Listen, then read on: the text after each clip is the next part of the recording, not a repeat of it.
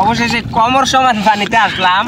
দেখেন বলছিলাম গলা সমান পানিতে যাব, কিন্তু প্রচুর রাস্তা চলে আসি। আর এইদিকে পানির নিচে দেখা, একটু পানির নিচে গাছগুলো দেখা যায়নি, একটু দেখা ক্যামেরাটা পানির একদম কাছাকাছি নে দেখা যাচ্ছে গাছগুলো। এই পানির নিচে এক ধরনের শ্যাওলার মতন ঘাস হয়তো বা শ্যাওলা যে কোনো কিছু হইতে পারে। তো এইটার কারণে আরো সামনের দিকে পা বাড়াইতে ভয় লাগতেছে। মানে এই টোবের মধ্যে ভাড়া দিলে কেমন একটা নরম মসৃণ মসৃণ লাগে, তখন একটু ভয় লাগে, মনে হয় যে এই ঝুপঝাটটার ভিতরে কিছু একটা থাকতে পারে, বা একটা হইতে পারে, বা কোনো মানে ভয়ঙ্কর কিছু থাকতে পারে। তো এই জন্য আর কি আর সামনের দিকে এগোতে সাহস পাইতেছি না।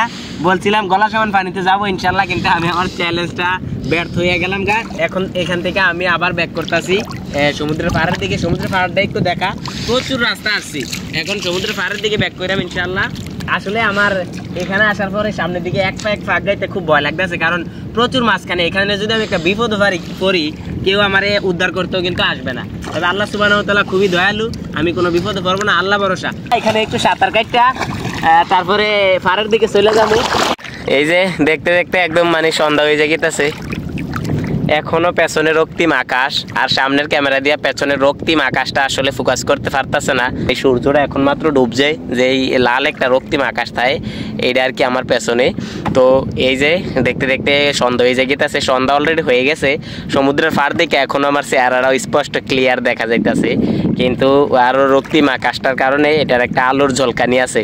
আমি যদি এই সাইডটা দেখাই আপনারা, আমার চেহারাটা যত হয়তো বা ক্লিয়ার দেখতেছেন, কিন্তু দেখেন লাইটগুলো সবগুলো জ্বলে গেছে গা। তো এখন আমি প্রচণ্ড মাঝখানে চলে আসছি। এই যে এই দিকে হচ্ছে আমার সবচাইতে কাছাকাছি পার, তাহলে দেখেন ক্যামেরাতেই দেখতে পারতেছেন অনেকখানি রাস্তা। তো আমি এখান থেকে এখন পাড়ের গন্তব্যে, আমার গন্তব্য তো পাড়ে যাইতে হবে ইনশাল্লাহ। তো এখন আমি সমুদ্রের মাঝখানে, যদি আনন্দ লাগতেছে থাকতে, কিন্তু থাকতে পারবো না, কারণ এখনই চলে যেতে হবে, একটু পর অন্ধকার হইব। আর আমার সাথে এখানে কেউ নাই, চারোদিকে দেখতেছেন একদম আমি মাঝখানে একাই।